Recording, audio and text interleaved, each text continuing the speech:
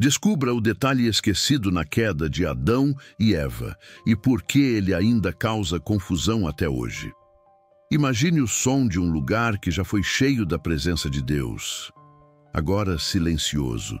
Nenhuma brisa no jardim, nenhuma palavra vinda do alto. Apenas o eco de passos escondidos entre árvores, folhas e culpa. O Éden, outrora vibrante com comunhão e glória, está em silêncio. E não é qualquer silêncio. É o silêncio de um Deus que havia falado, instruído, alertado, e que agora aguarda, porque alguém escolheu ignorar sua voz. A maioria das histórias começa no começo, mas esta começa no depois. Depois da decisão, depois do rompimento, depois da glória ter sido deixada para trás por uma escolha que ainda ecoa em cada geração. Começamos pelo silêncio porque é nele que entendemos o vazio real que o pecado causa. Não apenas a separação de um lugar, mas a ruptura de uma relação. A palavra diz que o homem e a mulher se esconderam, mas é Deus quem pergunta: onde estás? Isso revela algo profundo. Deus ainda buscava. Ele sabia onde estavam, mas queria que eles soubessem onde tinham chegado. E essa distância não se mede em passos, mas em comunhão rompida. O silêncio do Éden revela mais do que a ausência de som. Ele expõe a ausência de resposta, de obediência, de reverência. Não havia comoixas, não havia argumentos. Só havia vergonha e tentativa de esconder aquilo que não podia mais ser disfarçado. Porque quando a presença de Deus se afasta, o homem sente, mesmo que não entenda, que perdeu algo essencial. Neste vídeo, vamos olhar para essa narrativa não como uma fábula ou mito antigo, mas como uma lente espiritual que revela o drama mais profundo da existência humana. O Éden não é apenas o lugar da queda. É o espelho do coração humano quando decide viver sem ouvir a voz de Deus. Hoje, muitos vivem no mesmo tipo de jardim. Têm acesso a bênçãos, provisão, liberdade, mas silenciam a palavra, rejeitam a instrução, preferem definir por si mesmos o que é certo e errado. E depois se perguntam por que tudo se cala. Este é um convite não apenas para entender o que aconteceu com Adão e Eva, mas para discernir o que ainda acontece em nós. Porque antes de falar sobre serpentes, frutos e maldições, precisamos entender o que acontece quando o Éden se cala. Capítulo 1 a seguir. Quando o Éden se calou. Uma meditação profunda sobre o silêncio pós-queda e o que ele revela sobre o coração humano e o caráter de Deus. Quando o Éden se calou. O jardim ainda era o mesmo. As árvores ainda davam frutos. O rio ainda corria, cortando o Éden em 4 direções. Mas algo invisível havia morrido ali. A presença que antes enchia o ar agora parecia distante, e o som da voz de Deus, que antes era doce e familiar, transformou-se em lembrança. O Éden não mudou de forma, mudou de atmosfera. O que foi rompido não era geográfico, era espiritual. Esse silêncio não foi um castigo imediato, mas uma consequência inevitável. O homem que antes ouvia, agora teme. A mulher que antes dialogava com o Criador, agora se esconde. O som das folhas sob seus pés não é mais de liberdade, mas de fuga. É o primeiro retrato do ser humano tentando escapar daquilo que não pode deixar para trás, a própria consciência. No original hebraico, a palavra usada para andar quando Deus caminha pelo jardim indica um movimento constante, íntimo, diário. Deus não aparece como um juiz repentino, mas como alguém que vinha sempre. E esse detalhe revela algo profundo. O Senhor não abandonou o Éden. Foi o homem quem se retirou da comunhão. O pecado não expulsou Deus da criação, expulsou o homem da presença. Em meio ao silêncio, Deus fala. Não para condenar de imediato, mas para restaurar a consciência. Onde estás? Essa pergunta ecoa como um espelho que força o homem a olhar para dentro. Porque Deus não pergunta para obter informação, pergunta para provocar reflexão. Essa é a pedagogia divina. Ele não grita, ele pergunta. O silêncio do Éden se torna o primeiro sermão da história. Nele, aprendemos que a ausência de Deus não é total, é perceptível. Que o juízo divino não é o fim da comunicação, é o início da revelação. E que a pior parte da queda não foi o fruto, mas o vazio deixado pela voz que se calou.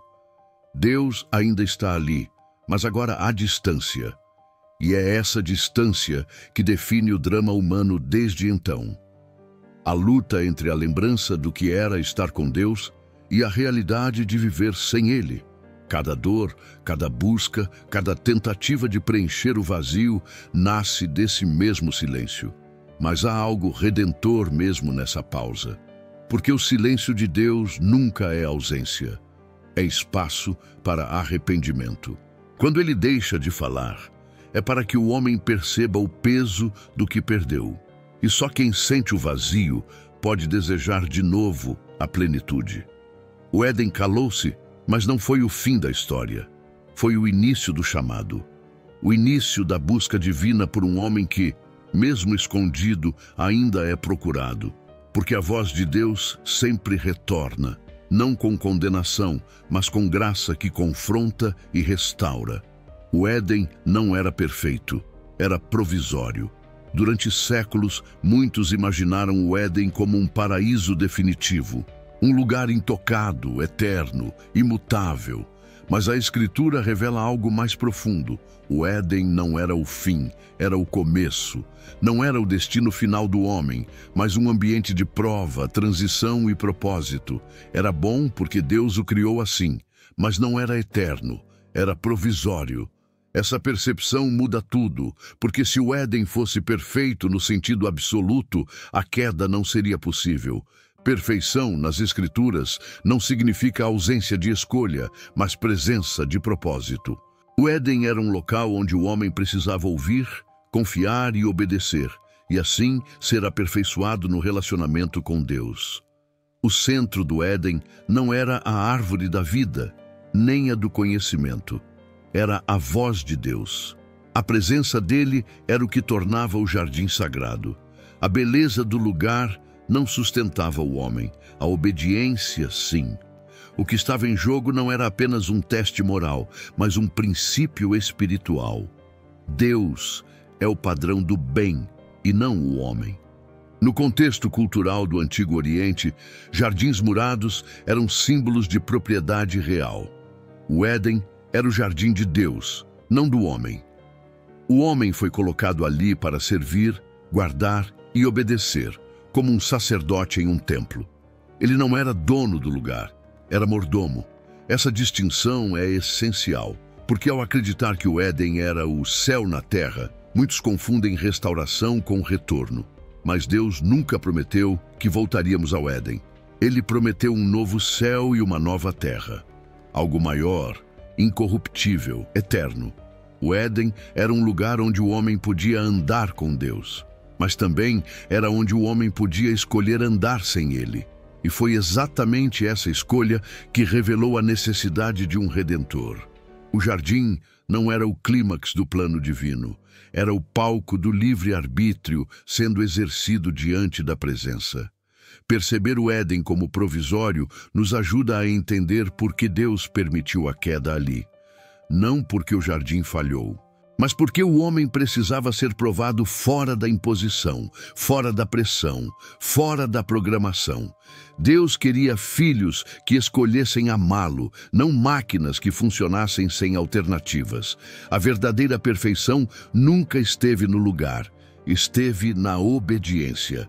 O pecado não destruiu um paraíso eterno. Ele revelou que o coração humano precisa de mais do que um ambiente ideal. Precisa de transformação interior. E é por isso que o plano de Deus nunca foi simplesmente restaurar o Éden, mas regenerar o homem. Porque Deus não deseja apenas criar um lugar melhor. Ele deseja formar um povo que deseje sua presença acima de qualquer cenário. O Éden foi o início. A queda revelou a fragilidade. A redenção nos aponta para algo superior, não apenas caminhar com Deus no jardim, mas habitar com Ele eternamente em glória. A árvore do conhecimento não era o problema. A presença da árvore do conhecimento do bem e do mal no centro do Éden sempre causou desconforto a muitos. Por que Deus colocaria algo tão perigoso em meio ao jardim? Por que permitir acesso ao que poderia causar a queda? Mas a verdade é que o problema nunca foi a árvore, foi a escolha. A árvore não era má, era boa.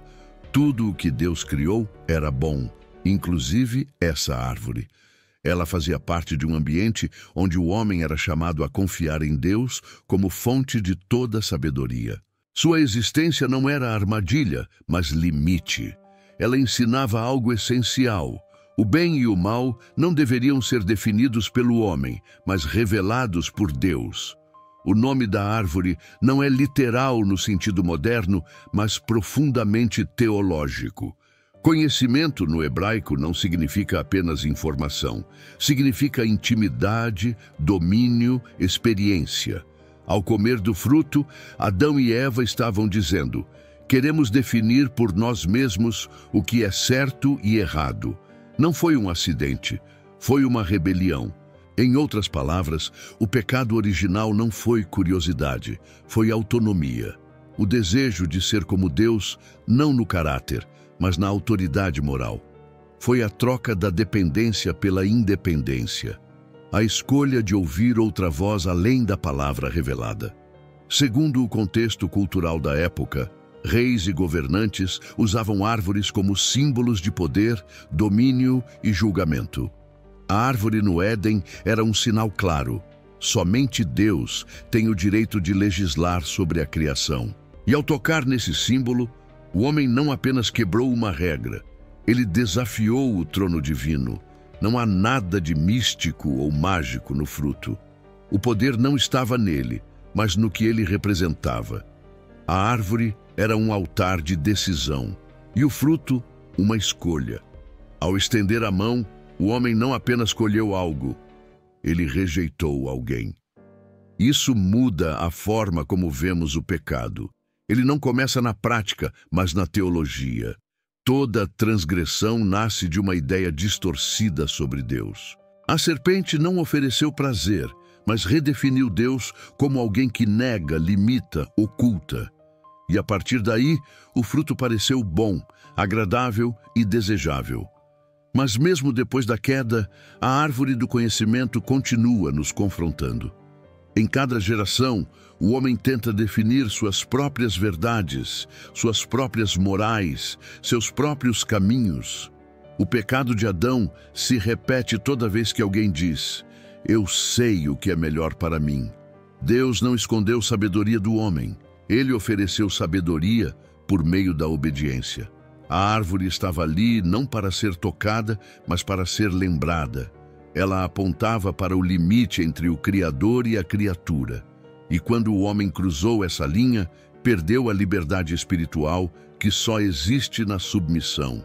O problema nunca foi a árvore. O problema foi o desejo de ser como Deus, sem Deus. A queda começou antes da mordida. O momento em que os dentes tocaram o fruto não foi o início da queda. Foi apenas o desfecho visível de algo que já havia começado muito antes, no invisível. O pecado não nasceu da ação, mas da decisão. O gesto foi apenas a expressão final de uma ruptura interior, lenta, silenciosa e progressiva. A queda começou na escuta, não na mordida. O primeiro erro não foi comer, foi ouvir. A serpente não obrigou Eva. Ela plantou uma ideia, uma semente que floresceu na mente antes de ser colhida pelas mãos. Quando Eva parou para escutar a distorção da verdade, iniciou-se o processo que levaria à desobediência. E isso nos ensina algo vital. O coração se perde muito antes do corpo cair. A serpente era astuta, mas não explícita. Ela não nega a existência de Deus, nem a ordem dada. Ela sugere uma nova interpretação, um novo ângulo. O primeiro ataque espiritual da história não foi contra o homem, foi contra a palavra de Deus. Foi isso mesmo que Deus disse. Com uma simples pergunta, ela inicia o colapso da confiança. Na cultura hebraica, ouvir é mais do que captar sons, é obedecer. O verbo ouvir está diretamente ligado à ideia de submissão. Eva ouviu uma outra voz, e ao dar atenção à serpente, ela já estava caminhando para longe do Criador. Porque toda desobediência começa com uma troca de autoridade. Deixamos de ouvir a Deus para ouvir outra fonte. Depois veio o olhar. O texto bíblico revela que Eva viu que o fruto era bom para se comer, agradável aos olhos e desejável para dar entendimento. O pecado começou a ganhar forma nos sentidos, nas emoções, na vontade. Quando a mente se convence, os olhos desejam. Quando o coração deseja, as mãos seguem, e quando as mãos tocam, a alma já caiu. Muitos imaginam o pecado como algo repentino, mas ele é sutil. Ele se instala como um pensamento tolerado, uma emoção cultivada, uma dúvida não confrontada. Eva não caiu por ignorância, mas por decisão. E Adão, ao seu lado, compartilhou do mesmo caminho. O silêncio dele foi uma escolha, a omissão dele, uma aceitação. O drama do Éden nos mostra que o pecado tem camadas. Primeiro, ouvimos o que não deveríamos. Depois pensamos o que não fomos chamados a pensar. Em seguida, desejamos o que não nos pertence. E por fim, agimos, já separados da obediência, já distantes da comunhão, já desconectados da verdade. Por isso, o arrependimento verdadeiro não trata apenas daquilo que foi feito, mas daquilo que foi aceito dentro de nós antes do ato. A mordida foi só o fim de um processo espiritual que começou com uma escolha: ouvir a serpente e duvidar de Deus. A queda começou na mente, foi alimentada no coração e se manifestou nas mãos. Por isso, a restauração também precisa seguir o caminho inverso, da mão arrependida ao coração quebrantado, até a mente renovada pela verdade. O primeiro pecado foi espiritual, não físico. O erro de muitos, ao estudar a queda, está em limitar o pecado ao gesto. Mas a transgressão original não foi um movimento do corpo, foi um rompimento no espírito. O fruto foi apenas um símbolo. A real tragédia aconteceu quando o coração do homem se desligou de Deus como única fonte de verdade, autoridade e vida. Antes de qualquer ação visível, houve uma mudança interior, um deslocamento espiritual. O homem deixou de crer na suficiência da palavra. Deixou de se submeter à voz que o havia criado. Quando Eva passou a acreditar na versão distorcida da serpente e Adão escolheu seguir o desejo da companheira acima do mandamento de Deus, o pecado já havia se estabelecido, porque o que foi rompido foi a confiança. O pecado não é, em sua essência, uma falha moral isolada. Ele é uma negação de quem Deus é. O ser humano peca porque primeiro nega a verdade de Deus e assume para si o direito de decidir. É uma substituição da glória do Criador pela autonomia da criatura. O apóstolo Paulo, escrevendo aos Romanos, afirma que o pecado entrou no mundo por um homem e por ele a morte passou a todos. Mas repare, a morte mencionada por Paulo não é apenas biológica, é espiritual, é separação, é escuridão interior. No hebraico, a expressão "certamente morrerás" carrega o peso de uma morte dupla. Uma morte que começa no espírito e, com o tempo, alcança o corpo. Por isso, quando Adão e Eva comeram do fruto, não caíram mortos fisicamente, mas espiritualmente já estavam mortos. A conexão com Deus foi cortada, e sem a presença, tudo o que resta é o exílio interior. Segundo o contexto teológico, a vida verdadeira não é apenas respirar, andar ou pensar. É estar em comunhão com o Deus vivo. Fora dele, não há vida. Há movimento sem direção. Há existência sem sentido. E é aqui que entendemos a gravidade do primeiro pecado. Ele não foi um tropeço. Foi uma escolha consciente de viver à parte de Deus. O pecado foi espiritual, porque desfez a aliança que havia sido estabelecida. A criatura se colocou no centro. E quando o homem se faz centro, Deus já não é mais rei. Esse tipo de pecado continua sendo o mais mortal, porque pode passar despercebido. Muitos pensam que estão bem por não cometerem grandes atos de maldade, mas ignoram que o maior pecado é justamente esse: viver sem dependência, sem reverência, sem rendição ao Senhor. A queda de Adão não foi uma tragédia apenas porque um fruto foi tocado, mas porque a glória foi trocada, porque o espírito que andava com Deus preferiu andar só. E onde não há aliança, há apenas religiosidade vazia, moralismo sem vida e morte espiritual disfarçada de autonomia. A restauração só começa quando compreendemos isso. Não basta corrigir comportamentos. É preciso nascer de novo, porque o que morreu no Éden não foi apenas a inocência, foi a conexão espiritual entre o homem e o seu Criador. O silêncio cúmplice do homem. A narrativa da queda em Gênesis 3 frequentemente foca em Eva, na serpente, no fruto. Mas há um personagem em silêncio, um silêncio que fala alto. Adão não estava distante, ele não estava alheio, ele estava com ela. E nada fez, nada disse, nada impediu. O texto revela mais do que uma omissão.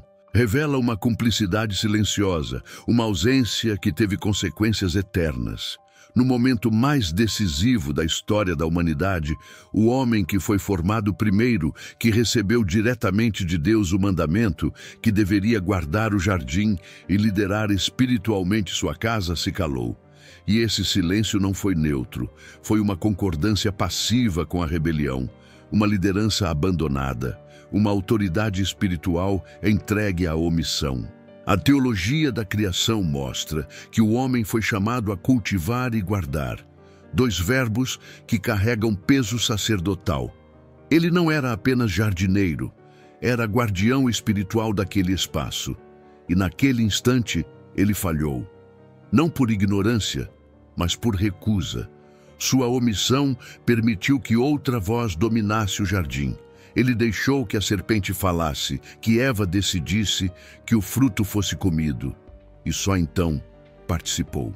No contexto do Antigo Oriente, o líder espiritual da casa tinha a responsabilidade de ensinar, preservar, proteger. Adão não apenas falhou em proteger Eva, ele falhou em representar a Deus naquele momento. Não houve confronto, não houve clamor. Não houve resistência, houve apenas silêncio. Esse tipo de omissão continua ecoando nos dias de hoje.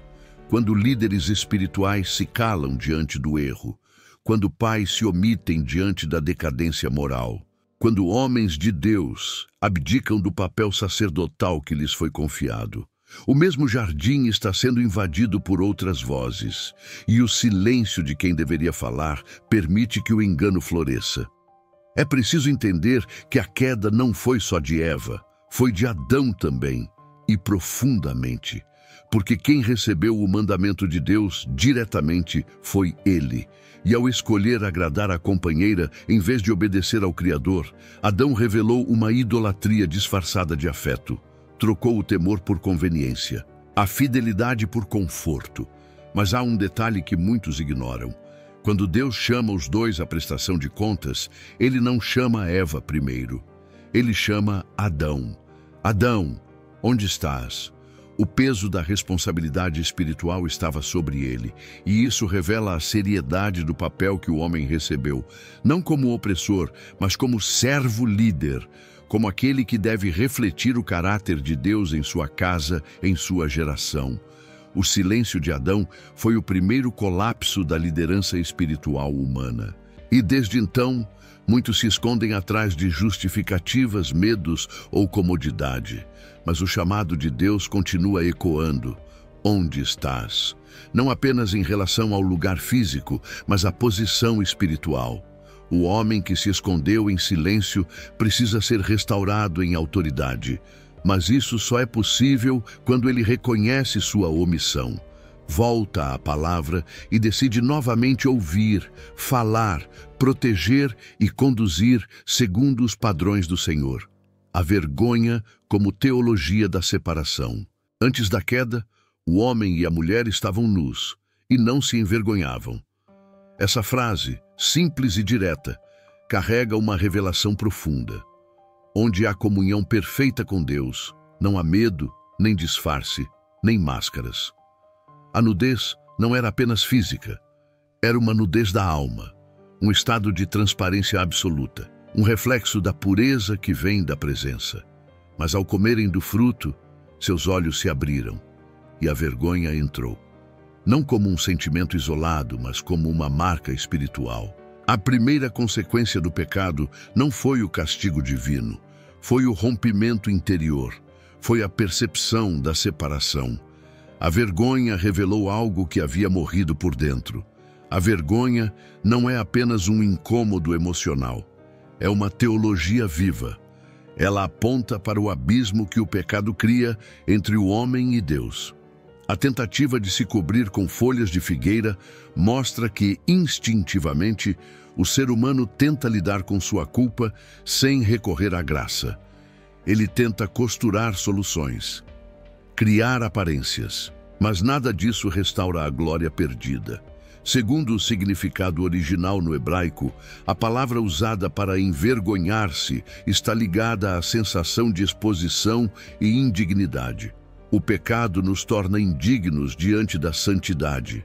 E o primeiro impulso do homem caído não é confessar, mas esconder. O que era leveza virou peso, o que era liberdade virou disfarce, o que era presença virou medo. A vergonha, portanto, é um sintoma, um sinal de que algo se rompeu na identidade. Adão e Eva não se esconderam apenas por medo do castigo, mas porque perderam o brilho. Sentiram que já não pertenciam à presença. E isso revela a profundidade da separação. Não é apenas relacional, é existencial. A tentativa de cobrir a nudez com folhas revela também a origem das falsas religiões. Toda tentativa humana de se justificar diante de Deus, sem arrependimento e redenção, nasce do mesmo espírito, a vontade de parecer puro, sem de fato ser transformado. A vergonha leva o homem a fugir, e a fugir tentando parecer aceitável. Mas Deus não aceita folhas de figueira. Ele oferece peles. E para que isso aconteça, um animal precisou ser morto. Foi o primeiro sacrifício da história, um ato profético. Deus cobre a vergonha do homem, não com obras, mas com sangue. Porque o problema do pecado não é resolvido com performance, mas com propiciação. A vergonha, então, se torna um convite, não para permanecer escondido, mas para clamar por cobertura verdadeira. A vergonha expõe a ferida, mas é a graça que oferece cura. E só quem reconhece sua nudez pode receber a veste da justiça que vem do alto. No Éden, a vergonha revelou o vazio que o pecado causou. Mas na cruz, a vergonha foi vencida. O Filho de Deus, nu, exposto, humilhado, levou sobre si a vergonha de todos nós, para que por meio dele pudéssemos ser vestidos novamente, não com folhas, mas com glória. O julgamento começa com perguntas. Deus não chegou ao Éden com um trovão, nem com uma espada, nem com sentenças imediatas. Ele veio com perguntas. E isso revela um dos aspectos mais profundos de seu caráter. Antes de julgar, ele confronta com graça. Antes de expor, ele chama a consciência. O juízo divino começa com a pedagogia da pergunta. Porque o Deus que tudo sabe não interroga para obter informação, mas para despertar arrependimento. Adão, onde estás? Essa foi a primeira pergunta. E não era geográfica, era espiritual. Deus não estava buscando localização, estava revelando desorientação. Adão não sabia mais onde estava, porque estava fora da posição espiritual para a qual havia sido criado. Ele havia perdido seu lugar, não apenas no jardim, mas no coração da obediência. A segunda pergunta vem em sequência: quem te mostrou que estavas nu? Aqui, Deus denuncia o novo padrão de consciência que foi adotado. Adão agora é guiado pela culpa, pela vergonha, por uma nova referência que não vem da palavra, mas da experiência do pecado. E Deus o confronta. Quem está te ensinando agora, se não fui eu? A terceira pergunta é ainda mais incisiva. Comeste da árvore de que te ordenei que não comesses? Essa não é apenas uma constatação, é uma porta para a confissão. É a chance de Adão reconhecer, assumir, quebrantar-se. Mas em vez disso, ele transfere a culpa. E assim, a raiz do pecado se aprofunda. Além da transgressão, há a recusa em se responsabilizar. O padrão das perguntas de Deus é didático. Ele conduz o pecador pelo caminho do reconhecimento, porque o juízo de Deus não é impulsivo, é santo, e a santidade não apaga o homem, revela quem ele é. Ao invés de destruí-lo imediatamente, Deus o expõe ao espelho de sua consciência, e isso é graça. No contexto cultural hebraico, as perguntas são ferramentas de ensino. Mestres não impunham respostas, provocavam reflexão. E o Criador, o mestre por excelência, conduz o homem ao peso do que ele fez, sem anulá-lo, sem coagi-lo, sem manipulá-lo. Ele apenas mostra: você se afastou, você ouviu outra voz, você escolheu. Agora, onde isso te levou? Essas mesmas perguntas continuam sendo feitas a cada geração. Onde estás? Quem está te ensinando? O que escolheste ouvir? O julgamento de Deus não começa no tribunal, começa no coração, com a luz que expõe e pergunta. A resposta, se houver quebrantamento, abre caminho para a restauração. Mas se houver dureza, racionalização ou fuga, a sentença se torna inevitável, porque Deus não negocia sua verdade. Ele é paciente, longânimo, mas justo. Suas perguntas não são sinais de fraqueza, são janelas de misericórdia, pequenos intervalos de esperança entre o erro e a condenação. O homem que responde com verdade pode encontrar redenção, mas o que foge da pergunta se afasta ainda mais da presença. Adão escolheu se justificar e por isso perdeu o jardim. Mas cada um de nós, ao ouvir essas mesmas perguntas, pode tomar outro caminho, o da confissão, da rendição e do retorno. O Éden fechado não foi o fim, foi proteção. A imagem final do Éden é, para muitos, a mais trágica. Querubins com espadas flamejantes impedindo o retorno. Um jardim fechado, um caminho bloqueado, uma história encerrada. Mas o que muitos veem como juízo absoluto, a Escritura revela como misericórdia velada. O fechamento do Éden não foi apenas punição, foi proteção. Deus, ao expulsar o homem, não o está abandonando. Está impedindo que ele perpetue sua condição caída, comendo da árvore da vida. A sentença é clara. Agora, para que ele não estenda a mão, tome também da árvore da vida e viva eternamente. O Senhor o remove do jardim. Isso não é vingança, é graça. Viver eternamente em estado de separação, vergonha e pecado seria condenação absoluta. O homem teria uma existência imortal, mas corrompida, um estado permanente de alienação. Deus, então, age para impedir isso. Ele fecha o caminho, não por crueldade, mas por amor. No contexto teológico, o acesso à árvore da vida representa intimidade, plenitude, comunhão. Após a queda, esse acesso não podia mais ser livre.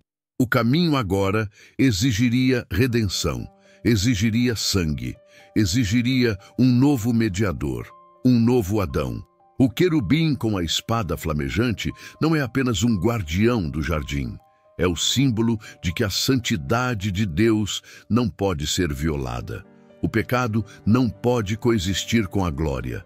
E nenhum homem pode se aproximar sem arrependimento, sem purificação, sem um caminho que o conduza de volta.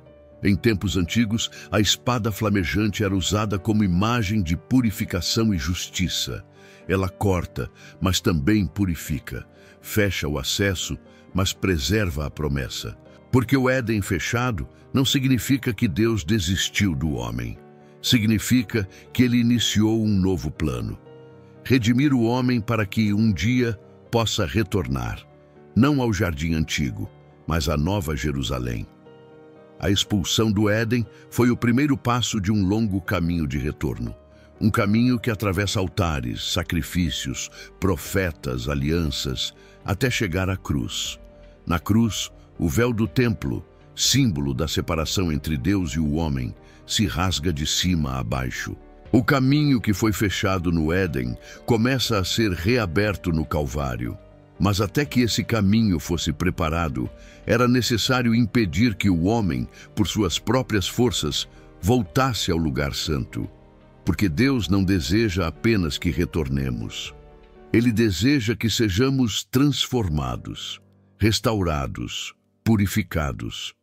O Éden fechado foi a porta trancada pela santidade, mas mantida sob a guarda da esperança. A espada não era só um sinal de fim. Era uma promessa de que, no tempo certo, alguém pisaria naquele caminho com autoridade para reabrir as portas. E não apenas para voltar ao jardim, mas para nos conduzir a um reino incorruptível. O silêncio do Éden ecoa até a cruz. O som do Éden calado não se perdeu no tempo. Ele atravessou gerações, percorreu desertos, atravessou reinos, templos, promessas e esperas, até encontrar eco no silêncio mais denso da história, aquele que envolveu o Filho de Deus na cruz. O silêncio que começou com Adão escondido termina com Cristo exposto. O homem fugiu da presença. O cordeiro inocente foi entregue por ela. No Éden, o homem caiu tentando ser como Deus. No Calvário, Deus se fez homem para levantar o caído.